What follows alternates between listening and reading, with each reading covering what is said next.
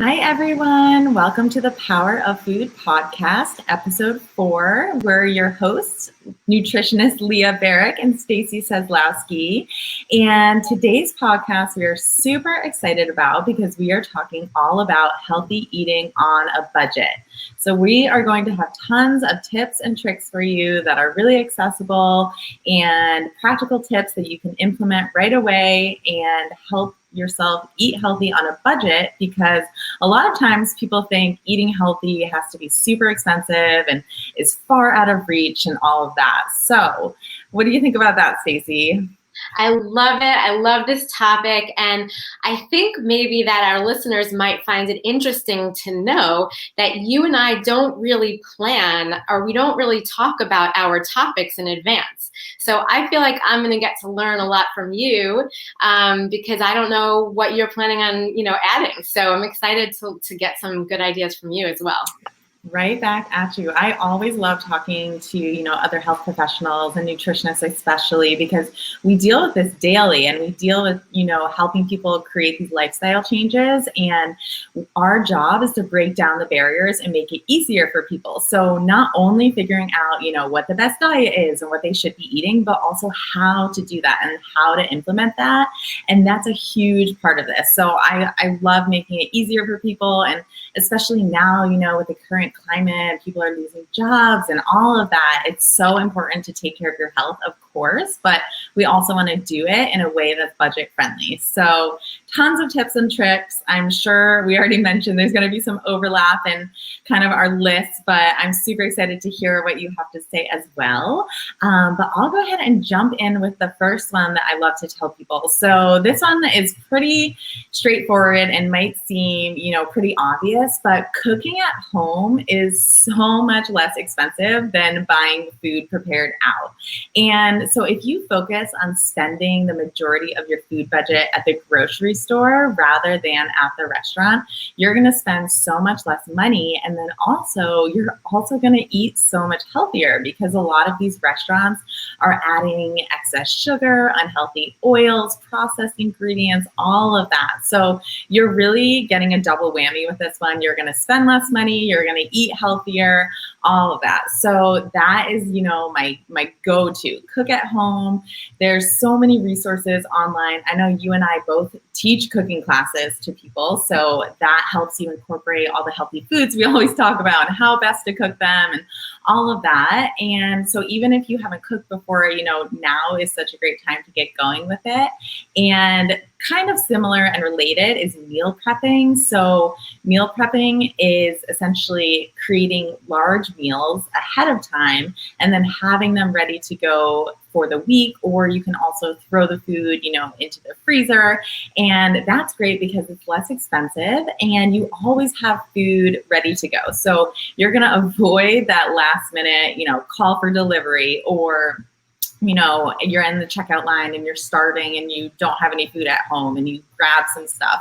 So you're going to end up spending less in the long run if you're doing meal prep and cooking at home and all of that. So that's kind of a 1 and 2 choice that I always have people implement. What do you think? Do you ever do meal prep or have your clients do meal prep, Stacey?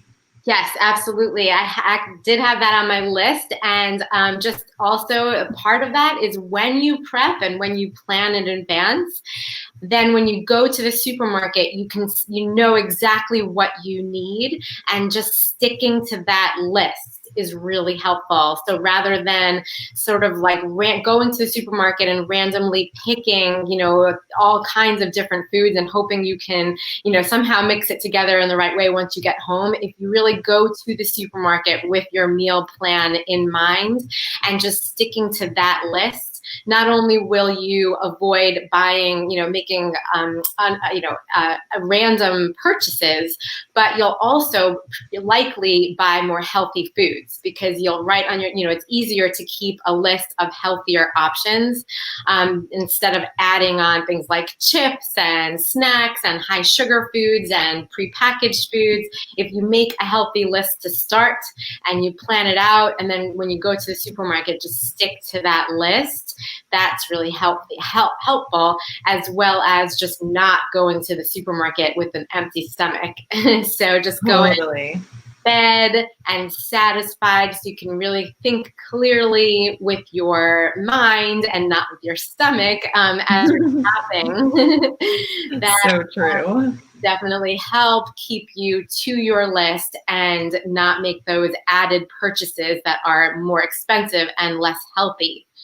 Totally. I'm so glad you said also going fed, because I am someone, if I go to the grocery store hungry, it's a lost cause. Like, I should not go, and I intentionally won't go when I'm really hungry, because I know I'll end up buying so much more than I anticipated. And, then you end up getting the pre-made food, which is always more, and all of that. So such a good point that a lot of people don't think about.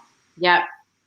Another one that I had on my list is, we talk a lot about trying to choose organic foods, because organic fruits and vegetables have less pesticides, and, they're just they're grown in a healthier way. So one thing that I recommend is there's a website called EWG.org, and we can write that in the notes afterwards, but EWG.org. And they actually have done research on which fruits and vegetables are best and most important to get organic, because those are the fruits and vegetables, when not organic, they have the most pesticides. So that group is called the Dirty Dozen, because that's the group you really want to buy organic.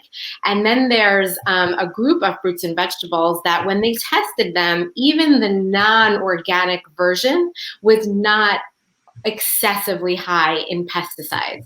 And that group is called the Clean 15. So if you're trying to make the best choices for your family and pick and choose where you want to invest in organic foods, you might want to look at the Dirty Dozen and Clean 15 lists that are written on the EWG.org website, so that you know that there are certain vegetables that have really thick skins or shells that they weren't grown organically, but they are not packed with pesticides. So it's okay to spend a little less on those vegetables and buy them non-organic, whereas some fruits and vegetables they are much better off when you buy them organically.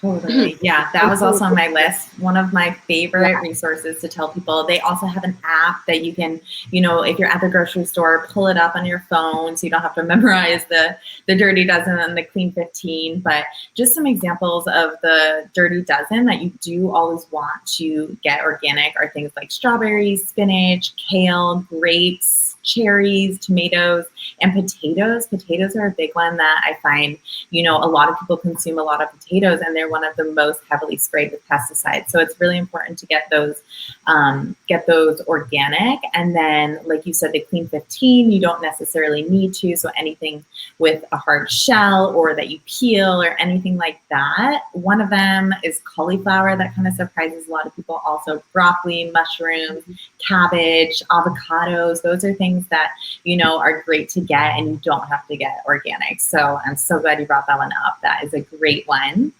Kind of going off that, still talking about shopping, knowing where to shop is a really great tool. So Trader Joe's, for example, is a grocery store where if you have one near you, you're super lucky, because they have so many organic products that are so affordable. The thing about Trader Joe's that I always like to warn people is that they do have a lot of processed foods that are just packed with unhealthy ingredients. So definitely go for the whole foods there.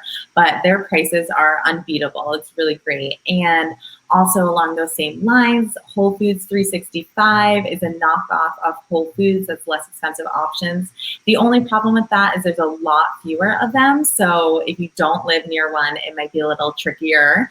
Other things are Costco. Costco is amazing for buying in bulk and all of that, especially if you have a big family, that's going to make it way more affordable. And all of these places, they're picking up on the fact that people want to eat healthier. And there's this movement to eat organic and eat whole foods. So they're having and providing a lot more of what the consumer wants. So you'll find organic food at Costco. It's great. It's awesome. I love seeing that. You'll find avocado oil, all of that.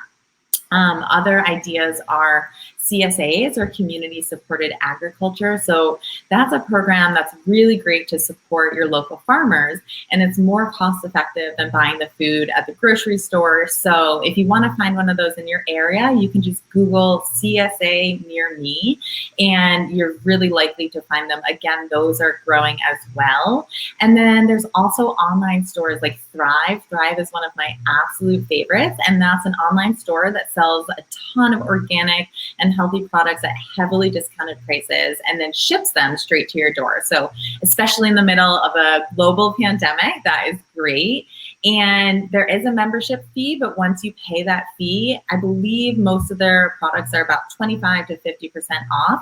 And they have a lot of stuff. Like, I remember I was a Thrive member a while ago, a few years ago, and then stopped for a little bit, and then just recently became one again. And I was looking through all the products and was shocked at, the diversity they have and all the options, and they have so much of what I like. So usually when I go grocery shopping, I'll, know where the best prices are for each thing, note it, and then go to each store or order online and get what I need at the best price. So it does sometimes take a little bit of planning, but it'll be worth it in the long run. Yeah, you mentioned my favorites. I swear by Trader Joe's and Thrive Market. I always recommend, especially with Thrive Market, you'll notice that when you look at the ingredient lists on a lot of their foods, that their ingredients are just all whole foods. There aren't a lot of preservatives and additives and the ingredients that you can't pronounce on their foods. Those are really my favorites. Another one that I really like is Misfits Market. Have you ordered from them? Is that like Imperfect Produce similar? Yeah. Yeah. Perfect. Like, they're really not that off from Perfect. And you can so Misfits Market, for those of you who don't know, it is another one where you order a box, and it comes in delivered to your home. You can choose the size of the box. You can choose if you want one every single week or every other week. They're actually a lot less expensive than I would expect because they are organic. You can customize the box, or you can just let them randomly choose, which I always, being the type of I hate to say it, controlling person that I am, I like to customize it. But in the beginning, when it wasn't customized, I actually was so pleasantly surprised at getting these newer or types of vegetables that I don't normally cook with, and having to try to figure out, what is the best way to cook it. And then also just getting, vegetables and fruits that you're not used to is actually really healthy, because you're adding diversity to your diet, that when you get stuck in a rut sometimes and you eat the same foods every single day. So when they choose these random fruits and vegetables, you're getting new nutrients and vitamins and minerals that maybe you don't normally get. So that's one that I love. And I also love that you mentioned farmers markets. Some of my recommendations for farmers markets is to try to negotiate with the farmers, because especially if you go towards the end of the day, they might have to get rid of whatever they're not selling. So if you go towards the end when the farmers market is closing, you just disappeared on me, one sec. Then there you go. So if you go towards the end of the day when it's closing, then they might be more willing to just give you like a little less expensive produce. So that's something that I always recommend to people with farmers markets. Yeah, such a good point. The going towards the end of the farmers market, that's one that I find a lot of people don't think about doing. Mm-hmm. And it's true, because if they just end up, with these huge produce piles and they don't have anywhere to put them or whatever, they're way more likely to, want to sell them to you for less expensive than have them go to waste or anything like that. So that's a really great point. And I am similar to you on the boxes, choosing whether you want to pick what's in your box or be surprised. I also love the idea of getting, different produce that you don't normally get. And I have done that. And it's fun to find different recipes and, figure out how to incorporate those foods. And again, again, like you mentioned, our gut microbiome loves diversity. So that's an awesome way where if you struggle with getting new produce or new types of food into your diet, that can kind of force you a little bit to do that. But also you can choose, if you like to plan out your recipes or you're doing meal prep and you need to know what's in your box, you also have that option, which is really nice. Yeah, exactly. And along the lines of your, I think you mentioned, buying things in bulk. So I would also recommend, there's a website called bulksupplements.com, and you can actually get spices and seasonings and things like that in like much bigger packages than the normal like tiny sort of containers that spices come in. And I'm one of those people that adds 1,000 spices to my food, probably too many, and I probably should just pick and choose each day, but I just sort of add everything. And so getting bulk supplements or going to that website, you might find that it's a lot less expensive to buy your spices in much bigger packages. So yeah, interesting. I haven't heard about that one. And I also do, so I like to get my spices in the bulk section, like at the grocery store, because then you can actually get the amount you need. And, if some people don't go through their spices that quickly, they actually lose their nutritional value after, I think, like 3 months, like a really short amount of time. And I think we're all guilty of having, the spice in your cabinet that's been there for 4 years, and you're like, I'm gonna just use this in this recipe. It probably won't be bad for you, but it also probably won't have the nutritional value. So if you use a lot of spices, that's awesome, because they do add up, and they definitely are the most expensive when you get them in, like the standard small-ish glass jar at the supermarket, that kind of thing. But if you're only using a little bit for a recipe and you aren't going to use it again for who knows how long, then using the bulk section where you actually just measure out what you need is so much less expensive also, and then you won't end up wasting it as well. And then in terms of just buying bulk in general, I absolutely love doing that. And so what I'll do is I'll just get as much as I need in the bulk section, bring it home, and then transfer it into mason jars or glass containers so it doesn't go bad and it looks pretty on your counter, all of that. And you're going to end up spending a lot less, because if you look at the unit price on the the sale price on the bulk versus something that's pre-packaged, 9 out of 10 times it's going to be less expensive per unit. So that's usually per ounce or per pound. And so the lower that is, the better deal you're getting. And so just notice, next time you're at the grocery store, look at those unit prices and see in the bulk versus something that's already in a container. You'll probably end up getting a way better price if you do it in bulk. Yeah, I totally agree. And then the other thing is also, if you buy things in, and this is not even actually just towards bulk, but just in general, not wasting any part of your vegetables. So like the stem of broccoli, or, even the ends and the edges, I keep in my freezer, like packages of edges and stems and all these random parts of onions and fruits and vegetables that I know I'm not going to eat, but I can easily throw into water. And when I'm making a bone broth or something, a soup, having those edges are so full of nutrients still. And as long as you keep them in the freezer, they won't, lose those nutrients.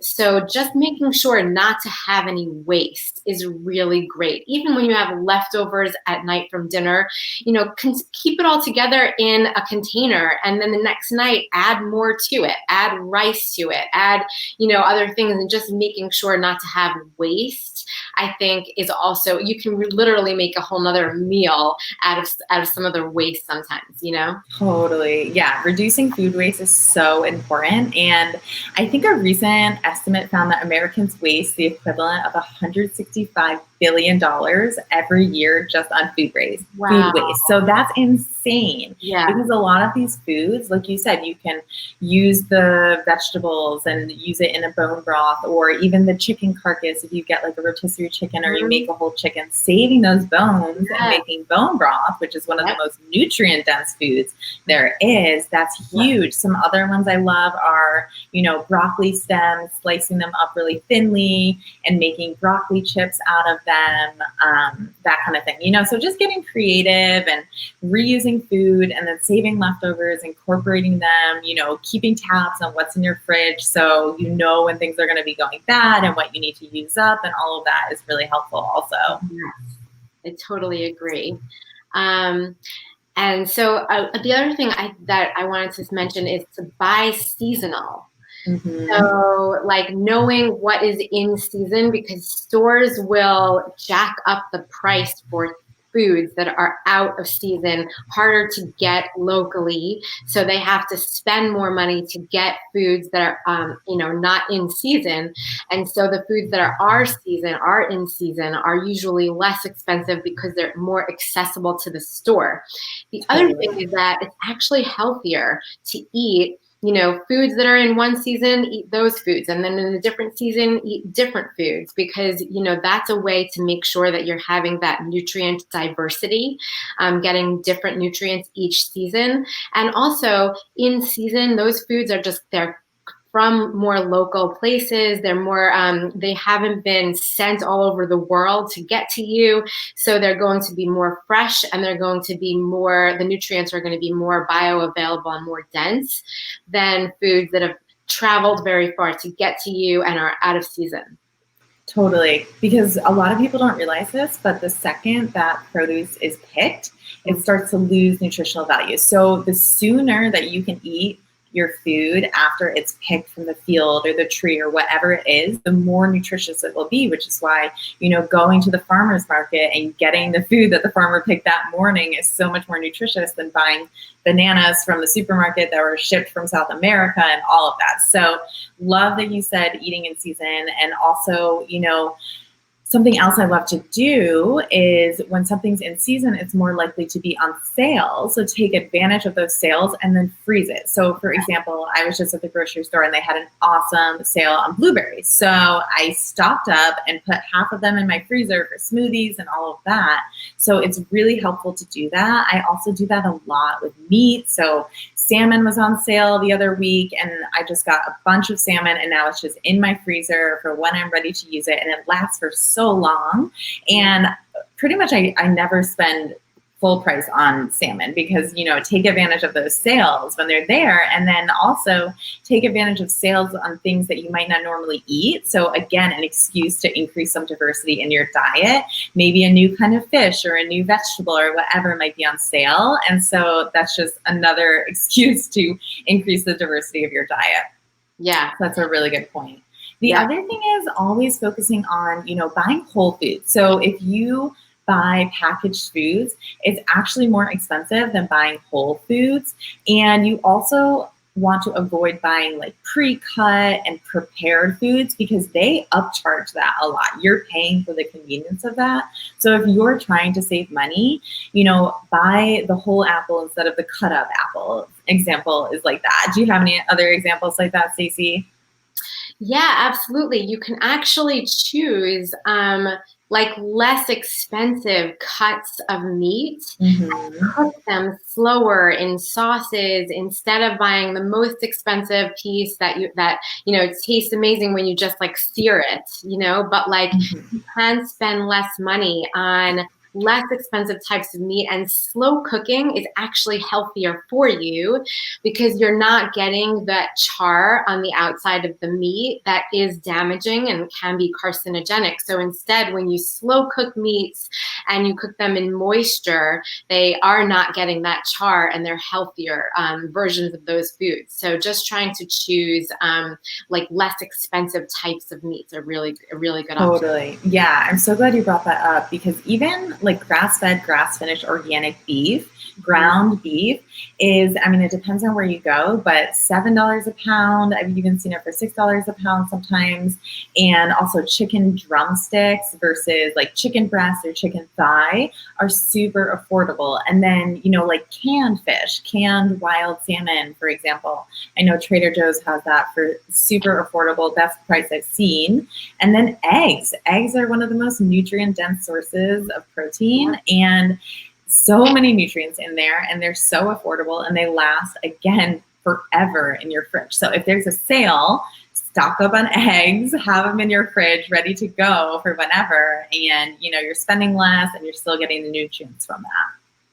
Yeah, absolutely. I love all these ideas. And I just was about to say another one that you sparked in my mind, and now I forgot it. I'll jump in. Also, I wanted to say, legumes. So like lentils and chickpeas and black beans, if you tolerate them, they are a very inexpensive way to get protein in, and they're packed with fiber and other nutrients. So, that's a great one also to get in bulk. So I'll often get lentils in bulk and that kind of thing, and just have them. They last forever on your counter. And then, just make sure you soak them and prepare them properly so you digest them well. And that's another really, really affordable way to get some protein in and some healthy fiber as well. Yeah, I'd also, in addition to that, another just increasing sources of resistant starch. So resistant starch is, like you said, in beans, but also in potato and rice. Those are usually less expensive types of foods, and they're a great way to extend leftovers. So if you have leftovers and you add your resistant starch like rice, potatoes, it's a great way to make sure you're not wasting food, and you're extending your meals, and you're increasing the less expensive types of foods, and those are really healthy types of fiber as well. So that's a great one. And then the one I was going to say before was stop buying the junk food. So you're going to spend a little bit more maybe on getting like whole, organic or grass-fed meats and things like that. Use that as a substitute rather than in addition to your junk food and your unhealthy sort of like chips and high sugar foods and stuff like that. So we're choosing one over the other rather than getting both. So that's another totally. Yeah, such a good point. I'm glad you brought that up because we kind of jumped over that, but that's like number one, what to do. Exactly. Save your money. Don't buy the processed foods. And then also, foods that you might buy that are already prepared, you can make those at home for a lot cheaper. So things like hummus and, nut milk, salad dressing, pesto, granola, all of that, you can make at home. You can control exactly what's in it. So you can make it way healthier. And then it's also so much less expensive in the long run. So that's another one I love to tell people as well. Yeah. And then also buying frozen. So frozen fruits and vegetables, It depends on the fruit and vegetable, but oftentimes it's less expensive, especially if it's not in season. And they're typically available in larger bags. So you can get like a big bag, and the unit price, like we talked about before, is going to be lower. So that's a great way to have foods on hand as well for smoothies or whatever it's going to be. And then also related to what we were talking about in terms of nutrient loss over time, usually like frozen berries and that kind of thing, they're frozen immediately after they're picked. So they're actually more nutritious than, for instance, a berry that's shipped in from many states over or another country or that kind of thing. So that's a fun tip as well, in terms of frozen foods and really taking advantage of those. Yep, exactly. And I had that too. And then the one with fresh fruits and vegetables is knowing how to store them so that they don't go bad on you. So like when I don't know what you do, but like for my green vegetables, my green leafy vegetables, or even any vegetables that I get in a bag that seem moist, I always open them up and put paper towel in there to keep them more dry, because once they stay moist in a closed container, they are much more likely to go bad sooner. So for all of my green leafy vegetables or a lot of my vegetables, I do wrap them with paper towel and try to dry them off to make sure that I extend their life as much as possible. Yeah, such a good point. I should probably do that. I don't do that, but I always think about it. I feel like I end up eating them so quickly. But in terms of kind of similarly, herbs, so like when I get fresh cilantro and parsley, what I do is I actually chop off the very bottom and then put them in a cup with some water so that they stay moist, and then just put the cup with the water and the herbs sticking out of them in my fridge, and that makes them last so much longer. Yeah. It's really awesome. And then in terms of, you know, the moisture, making sure that, especially with things like berries, you're only washing them right before you eat them. Yeah. So don't wash them right when you get home and then stick them in the fridge and expect them to be okay unless you're going to eat them right away. I always tell people just wash those right before you eat them because they are very fragile and you want them to last. Yes, totally. But other foods, like if you did want to wash when you get home, because I know some people do like doing that. So things like carrots or peppers, yeah, like doing that kind of thing, that can save you time, but just make sure you let them dry before you put them back in the fridge. Yeah, exactly. So I have one more. Okay, me too. Perfect. My last one is just also to acknowledge that by investing, even if it is a tiny bit more expensive, which in the end, I really think it evens out if you cut back on buying all those junk foods and processed foods. But I just want to help people acknowledge and be aware that even if it is a little bit more of an investment, you will be saving yourself so much money and just peace of mind and health and happiness later on, that if it may be worth your extra investment now to really consider your health and happiness and that of your families as well. Absolutely. So important. Invest in yourself, pay for it now or pay for it later, because the hospital bills of getting sick with chronic illness and all of that are way, way, way more than you're going to spend on eating healthier in the now. And then, your quality of life is just going to be so much better as well. And then you're probably going to be more efficient at work and, not have brain fatigue and all of these other things. It's like a domino effect. So it really is so important. And so I really, really love that you just said that. And that would probably have been a good last one. But I'll just go ahead and say the last one on my list, which was checking out, well, first of all, if you can, I know not everyone can, but growing your own. So starting a little garden, growing some herbs, outside on your terrace, any of that. Like I said, I know everyone's living situation is a little bit different, but growing your own food is so affordable, of course. And then, you get your hands dirty and you're invested in the process, and it's just a really cool thing. And so also kind of going off of that, if you don't have the capacity to do that, getting involved in local farms, work share programs where you can go work for a couple hours a week, either, in the field or helping them at the farmer's market. And then usually they'll pay you with like a huge box of produce, and it's all organic, and, you played a role in creating that and helping them. So that's a really great way to get some healthy local food for no money and just a little bit of time. So that's another one I like to tell people as well. Yeah. So I think this list, do it. Yeah. I think our list had a lot on there, and that was a lot of, actionable tips for people. And I hope that, this helped everyone, and there were some things on there that they haven't heard about and all of that. I think so, for sure. And just for our listeners, if there were any websites or, ideas that we mentioned that you want to know more about, please comment and let us know. You can reach me. My email is stacy@healfromfood.com. I think I have a little banner to show you.